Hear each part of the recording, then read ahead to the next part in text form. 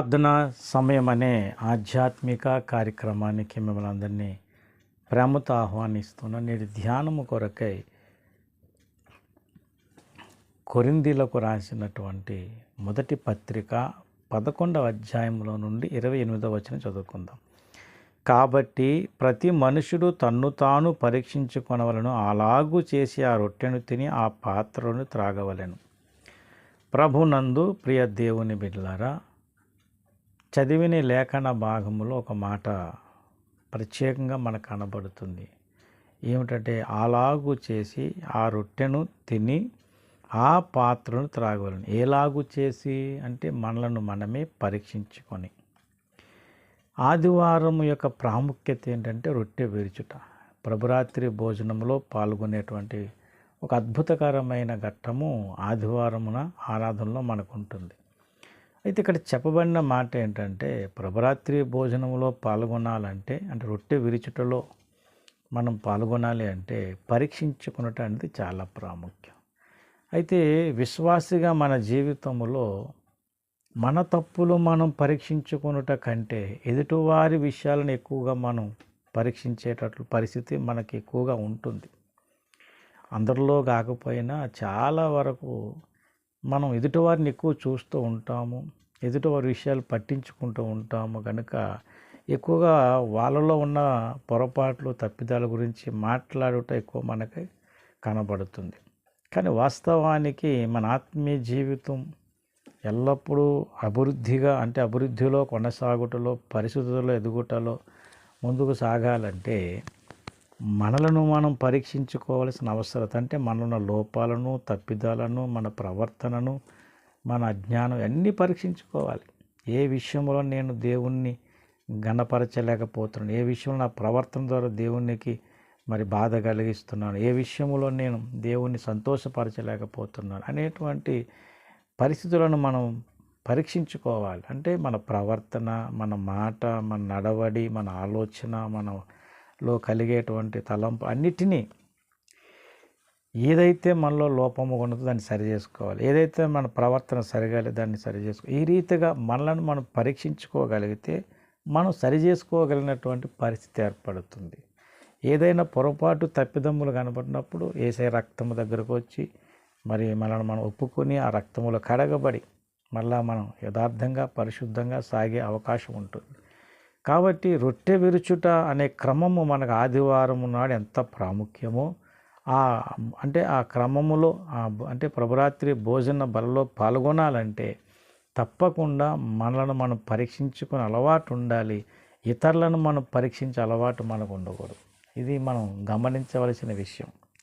ఇతరుల ఆత్మీయ జీవితాలు అంటే వారి యొక్క అలవాట్లు, వారి నడవడి, వారి ప్రవర్తన గురించి మనం తప్పుగా మాట్లాడటం అనేది మంచిది కాదు.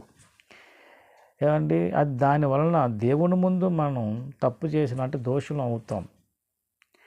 కనుక మన ఆత్మీయ జీవితము అన్ని విషయాల్లో వర్ధిల్లాలంటే, దేవుణ్ణి సంతోషపరిచే రీతిగా ఉండాలంటే మనను మనమే పరీక్షించుకోవాలి. ఈ మాట 2వ కొరింథీ పత్రికలో కూడా చెప్తాడు పౌలు భక్తుడు. చూడండి, 2వ కొరింథీ పత్రిక 13వ అధ్యాయము 5వ వచనం. మీరు విశ్వాసము గలవారి ఉన్నారో లేదో మిమ్మును మీరే శోధించుకొని చూచుకొనుడి, మిమ్మును మీరే పరీక్షించుకొనుడి. మీరు భ్రష్టులు కాని ఎడల యేసుక్రీస్తు మీలోనున్నాడని మిమ్మును గూర్చి మీరే ఎరుగరా.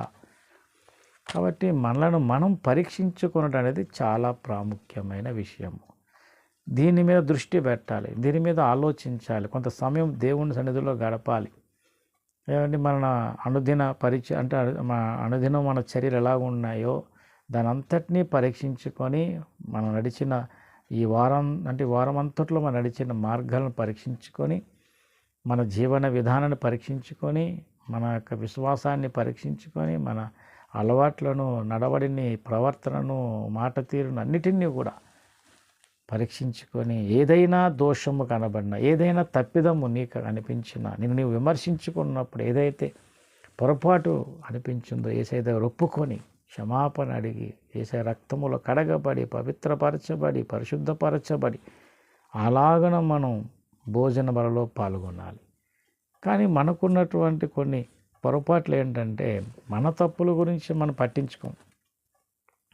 అది అనుకోకుండా జరిగింది, లేదా పెద్ద ఏం కాదులే అని కొట్టి పాడేస్తుంటాం. కానీ ఎదుటివారి వాటిని మాత్రం చాలా సీరియస్గా పట్టించుకుంటాం. వారు ఎవరైనా మనకి ఏదైనా హెచ్చరిక చేసినా, మనకి ఏదైనా మంచి చెప్పినా వాళ్ళ లోపాల గురించి మనం పట్టించుకుని మాట్లాడుతుంటాం. ఇది మన విశ్వాస జీవితానికి క్షేమము కాదు. కనుక మన విశ్వాస జీవితానికి క్షేమం ఏది అంటే నన్ను నేను పరీక్షించుకోవటం, నా ఆత్మీయ జీవితాన్ని పరీక్షించుకోవటం, నాలో ఉన్న లోపాలను సరిచేసుకోవటం. అలాగా దేవుని సన్నిధిలో నన్ను నేను ఎలాగైతే ఇలా పరీక్షించుకొని క్షమాపణ కొరకు దేవుని సహాయం అడుగుతాను, దానిని బట్టి నేను క్షమించబడి పరిశుద్ధపరచబడి భోజన బలలో పాల్గొనడానికి యోగ్యునిగా ఎంచబడటానికి అవకాశం ఉంది. కాబట్టి ఈ సందేశం ఉంటున్నవారు ఈ ఆదివారమున రొట్టె విరుచుటకు సిద్ధపడే అనుభవంలో ఎదుటివారి విషయాల గురించి మాట్లాడుతూ అవి పట్టించుకొని నీ జీవితంలో లోపాలను వదిలేసినట్లయితే దేవుని ముందు దోషులం అయిపోతాం.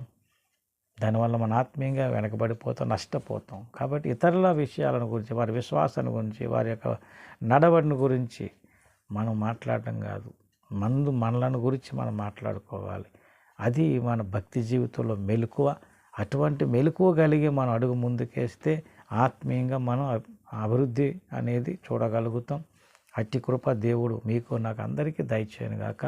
ఆమేన్. ప్రార్థన చేద్దాం. పరిశుద్ధుడైన మా తండ్రి, కృపగల దేవా, సర్వోన్నతుడా, అత్యంత కనికరము కలిగిన వాడవు నీవే గనక నీ స్తోత్రాలు. ఈ సందేశం నాలమ్మలో ఫలింపజేసి నీ భోజన బలలో పాల్గొనుటకు ఏ విధంగా ముందుకు సాగాలి అట్టి కృపను మాకు దయచేసి సందేశం నాలమ్మలో ఫలింపచేయమని యేసయ్య పరిశుద్ధ నామముని ప్రార్థన వేడుకుంటున్నాను తండ్రి.